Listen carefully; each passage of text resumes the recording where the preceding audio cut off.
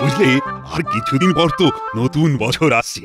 তা এবার একটু নতুন কিছু করতে যে বড় মন চাইছে।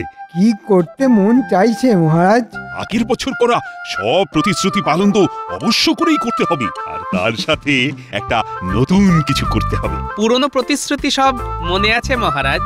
না না না না না, আমি ভুলিনি গোপাল, আমার মনে আছে।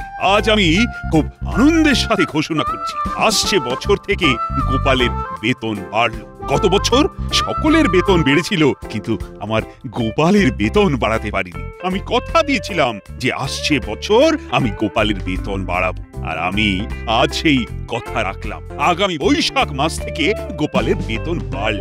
কি গোপাল, আমার স্মৃতিশক্তির পরীক্ষা আর তুমি নেবে? না মহারাজ, আমি আপনার স্মৃতিশক্তির পরীক্ষা নিতে যাইনি। জানি গোপাল, জানি। আমিও কথাটা কৌতুক করে বলেছি। যাক, তুমি খুশি তো? অবশ্যই মহারাজ। কায়দা করে বেতন বাড়িয়ে নিল। আমার একটা নিবেদন আছে মহারাজ। আহা, বলে ফেলো। আপনি যদি এই নতুন বছরে মুর্শিদাবাদের নবাব বাহাদুরকে আমাদের নববর্ষের বৈঠকে আমন্ত্রণ জানিয়ে সংবর্ধনা দেন, তাহলে নবাব খুশি হবেন মহারাজ। নবাব খুশি মানে কৃষ্ণনগর সুরক্ষিত। বাহ বাহ বাহ বাহ, এটা কিন্তু গোপাল দারুণ বলেছে। হ্যাঁ, তাহলে ওই কথাই রইল। নববর্ষের দিন আমাদের নবাব বাহাদুরকে সংবর্ধনা দেওয়া হবে। কাল এই সম্বন্ধে আরো বিস্তারিত আলোচনা হবে, কেমন?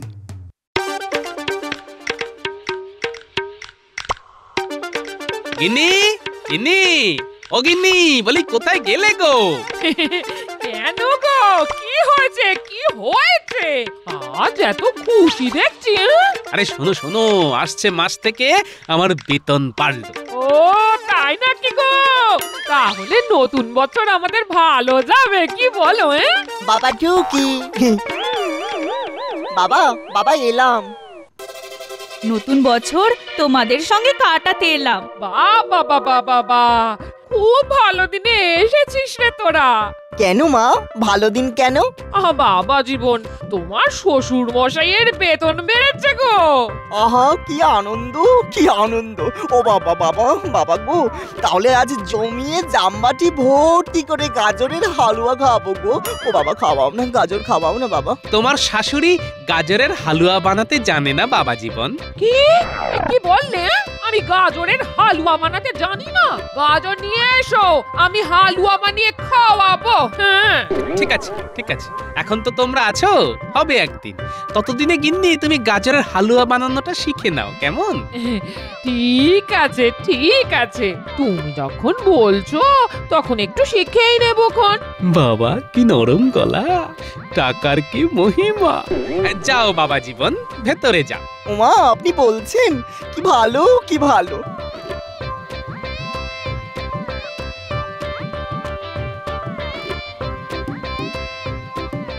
নতুন বছর আসছে তো, তাই মনটাকে একটু ফুরফুরে রাখতে চাইছি। না, এই কদিন আর রাগ করব না কারোর উপর। ভগবান, এবার একটু উঠে পড়ে লাগো। নবাব বাহাদুর আসতে পারেন, যদি আসেন তবে যেন মহারাজের ওপর ক্ষেপে যান। কি করে? সেটাই তো করতে হবে। মহারাজের কাছ থেকে কৃষ্ণনগরকে ছিনিয়ে নিতে হবে, গোপালকে তাড়াতে হবে। তবে এবার আমি সামনে থাকবো না, পেছন থেকে কলকাঠি নাড়বো। বুঝেছি, আমি ময়দানে আর আপনি মেঘের আড়ালে, তাই তো? ভালোই আছেন, ধরা পড়লে মার খাবো আমি, তাই তো? না না, ব্যাপারটা তা নয়। আমি সবটাতে থাকলে কাজটা খুব কঠিন হয়ে পড়বে। আমি বাইরে থেকে তোমাকে সাহায্য করব, বুঝেছো? এবারে বুঝলাম। এই ঠিক আছে ঠিক আছে, কিন্তু আমি কি পাবো? আমার রাজা হবার ইচ্ছে বহুদিনে। নবাব বাহাদুরের কাছে আর্জি জানাবো আমাকে রাজা করবার, আর তোমাকে আমার মন্ত্রী। কি খুশি তো? সব ঝুঁকি তো আমার। ধরা পড়লে আমাকে রাজার সেপাই মেরে পাট পাট করে গুঁড়ো গুঁড়ো করে হাওয়ায় উড়িয়ে দেবে। কিন্তু আমার ঝক্কিটাও কম নয়। ভেতর থেকে যুদ্ধ, মানে বোঝো ভগবান? ঠিক আছে মন্ত্রীমশাই, আমি আপনার সাথে আছি। গোপালকে তাড়াতে আমাদের একজোট হতেই হবে। হ্যাঁ, হতেই হবে। আমি কাল ঠিক এই সময়ে তোমার কাছে আসবো, কি খবর হচ্ছে সব জানাবো। ঠিক আছে, আমি ঠিক এই সময় এখানে আসবো, কেমন?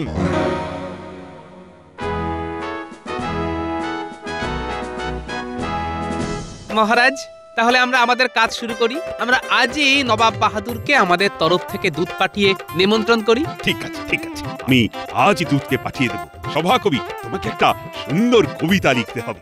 এমন কবিতা লিখবে যাতে নবাব বাহাদুর খুশিতে একেবারে পাগল হয়ে যায়। হওয়াচ্ছি পাগল, এমন পাগল করে দেব যাতে করে পাগলা হয়ে সারা জীবন পাগলখানায় থাকতে হবে। মন্ত্রী, বলুন মহারাজ। সেদিন আমার সমস্ত প্রজারা নিমন্ত্রিত।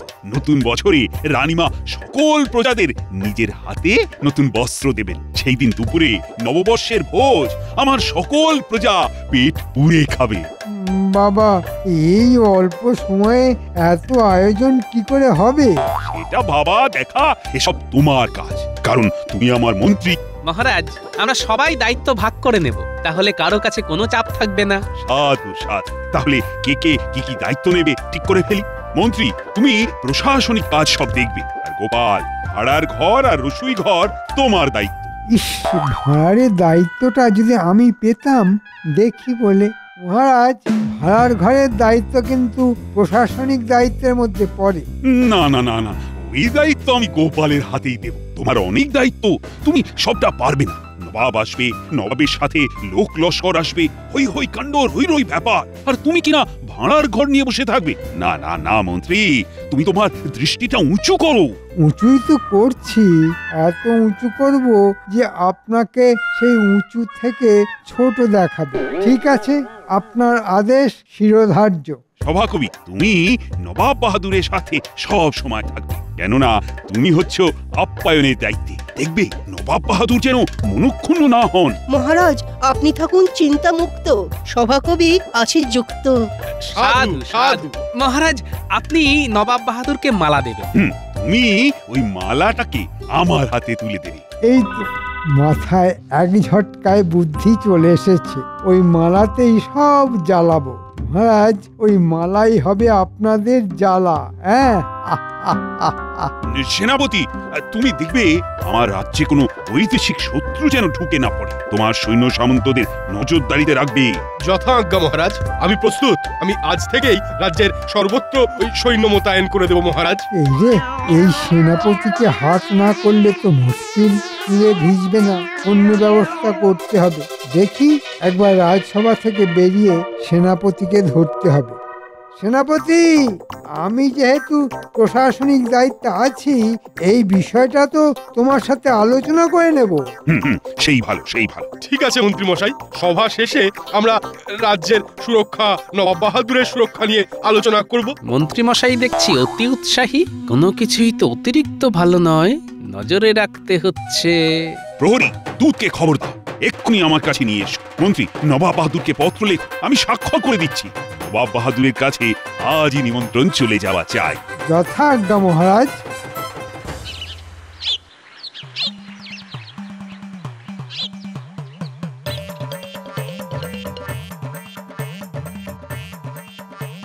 মা, মা গো, ও মা, মা, আমি এক বস্তা গাজর এনেছি হালুয়ার জন্য। খুব ভালো করেছো বাবা, খুব ভালো করেছো।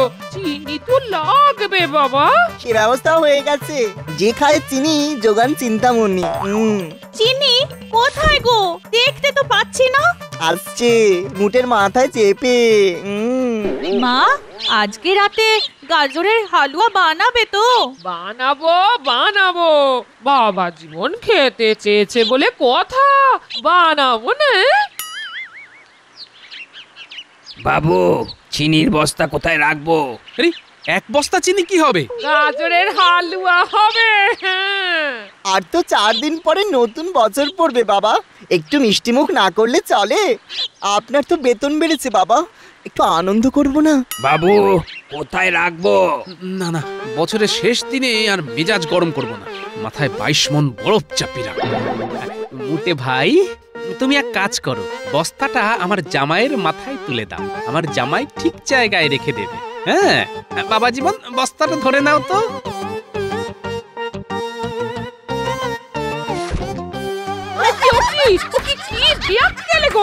বাবা জীবন তো টলছে গো। না না মা, ঠিক আছে ঠিক আছে ঠিক আছে।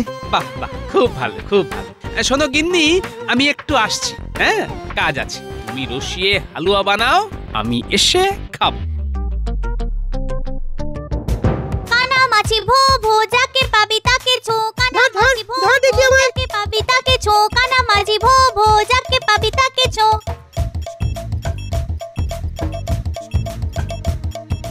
এই ন্যাপলা, কে রে এই গরমে চাদর মুড়ি দিয়ে আসছে? তাই তো রে, পাগল টাগল হবে হয়তো। চল পিছুনি। হাঁটা চলার কিন্তু পাগলের মতো নয়, চল পিছুনি, তারপর গোপাল দাদুর কাছে সব বলবো। চল চল।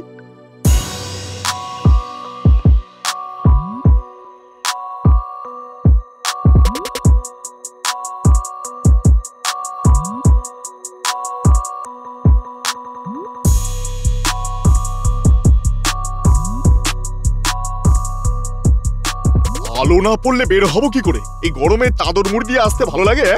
গরমে চিড়বিড় করছে।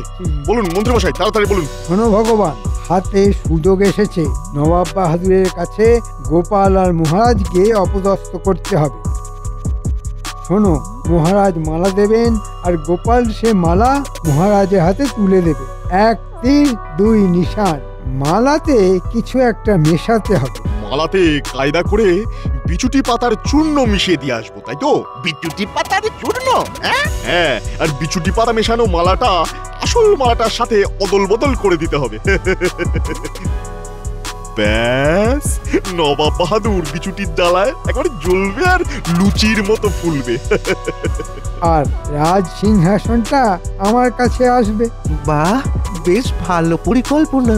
ঘটা ঘটা, মালা বদল করবি তোরা, এমন ভাবে করবি যে কেউ যেন না জানতে পারে। তাহলে আজকের মতো আমাদের সভা এখানেই শেষ হলো। আমাকে সেনাপতির সাথে হাত মেলাতে হবে, তাহলে এবার চুপচাপ অপেক্ষা করতে হবে। তাহলে এবার যাওয়া যাক। সাবধানে যেও। বুঝলি, মন্ত্রী মশাইয়ের ফোন দি। চল গোপাল দাদুর কাছে সব বলি।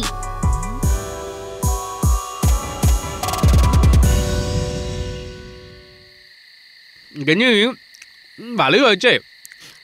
মা, সত্যি কি ভালোই যে হয়েছে, কি বলবো আপনাকে মা। দারুণ দারুণ দারুণ হয়েছে।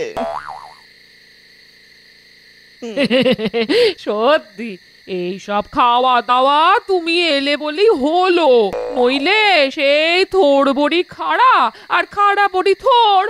না, রাখবো না, যতই উত্তেজিত করুক না কেন। গোপাল দাদু বাড়ি আছো? কিরে, কোথায় ছিলিস? আমি তোদের খোঁজে মাঠে গিয়েছিলাম। আয় ভেতরে আয়, ভেতরে আয়, তোদের কাজ আছে। দাদু বলো, কি কাজ আছে? আগে বল, তোরা এত রাতে কেন এলি? দাদু, ভগবান আর মন্ত্রী মশাই ঝোপের ধারে কথা বলছিল। ও, ভগবান তাহলে আবার কৃষ্ণনগরে এসেছে, তাই? আচ্ছা, কি বলছিল?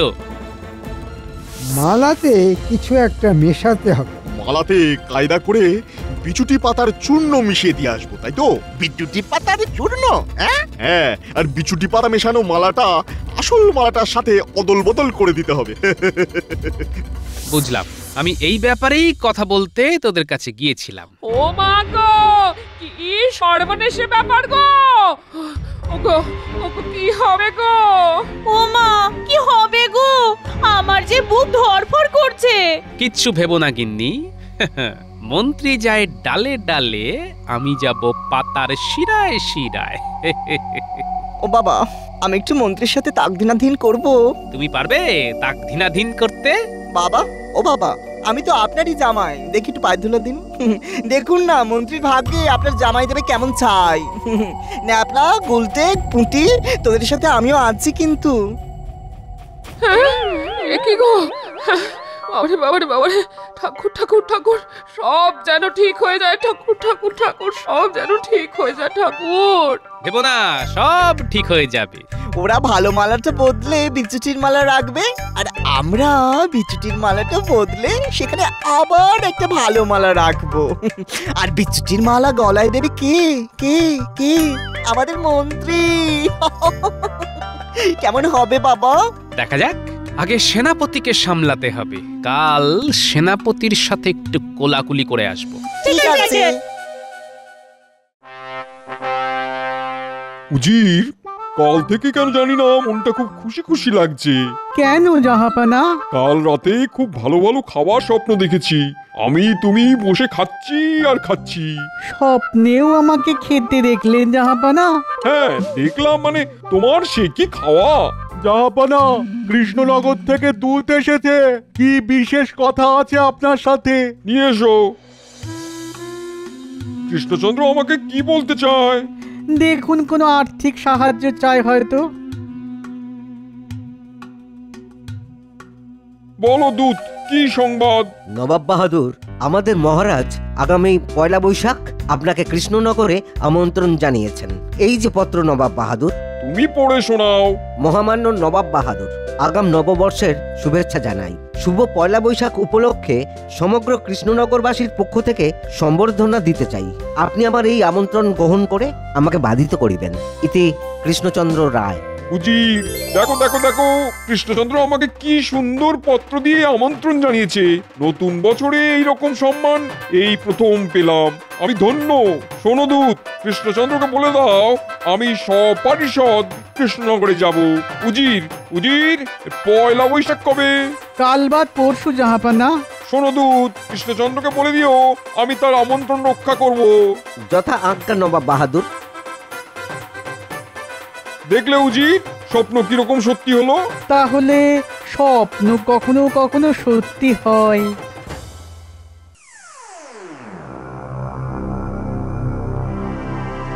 বলো বলো দূত, নবাব বাহাদুর কি বললেন? উনি খুব উচ্ছ্বাস প্রকাশ করলেন এবং কাল সকালেই উনি আর উজির আমাদের এখানে নিমন্ত্রণ রক্ষা করবার জন্য আসছেন। বাহ বাহ বাহ, আমরাও প্রস্তুত আছি। কি বলো মন্ত্রী? আগে হ্যাঁ মহারাজ, আমি ছিদাম মালিকে একটা সুন্দর মালা করতে বলে দিয়েছি। বাহ, নামটা শোনা হয়ে গেল। তাহলে এবার ছিদামের কাছে আমাকে যেতে হবে। বাহ বাহ, খুব ভালো, মানে আমরা প্রস্তুত।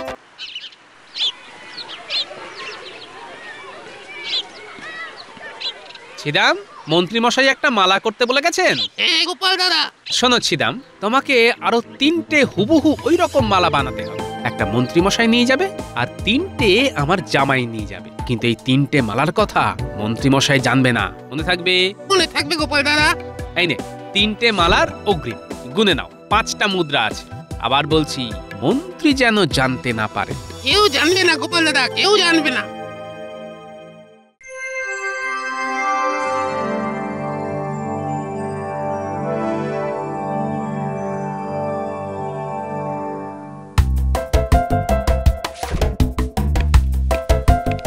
প্রণাম প্রণাম নবাব বাহাদুর।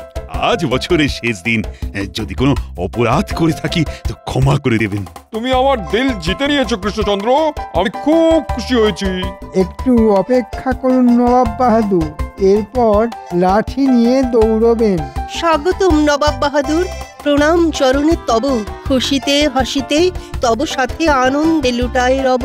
কি আওয়াজ সভাকবি? আসুন আসুন নবাব বাহাদুর, আপনারা বিশ্রাম নিন। চলো চলো কৃষ্ণচন্দ্র, চলো।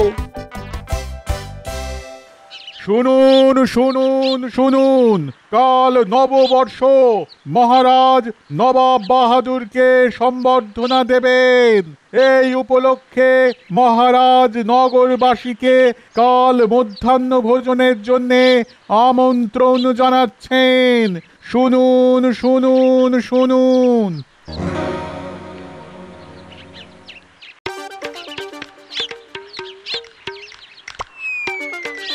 কি হলো গোপাল, আমার সামনে এভাবে দাঁড়ালে কেন?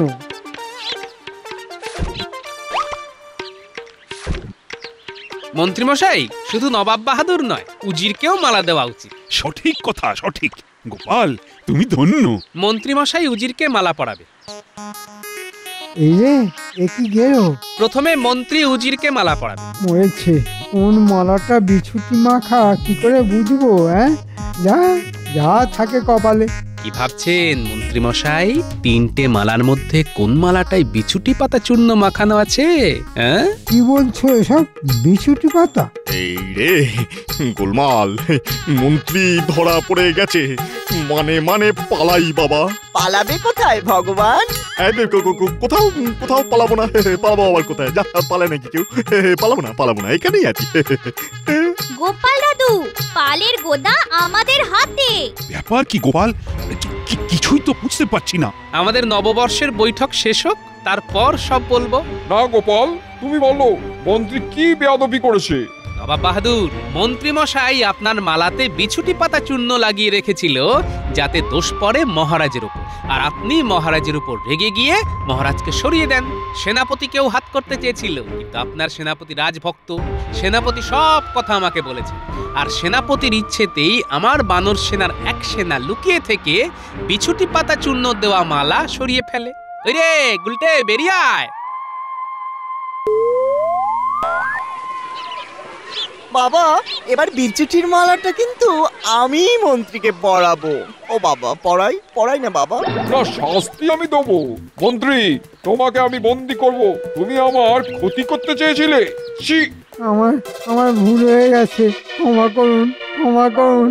আমি নাকে কানে খত দিচ্ছি, ক্ষমা করুন আমাকে, আমাকে বাঁচান মহারাজ, আমাকে বাঁচান। তাহলে বিছুটির মালা আমি পরাই, দেখ কেমন লাগে। ঠিক আছে, তাই হোক। এই যে গোপালের জামাই, তুমি এসো, তুমি এসে বিছুটির মালা মন্ত্রীর গলায় পরাও। ওরে বাবা রে, ওরে বাবা, কি জ্বালা রে বাবা।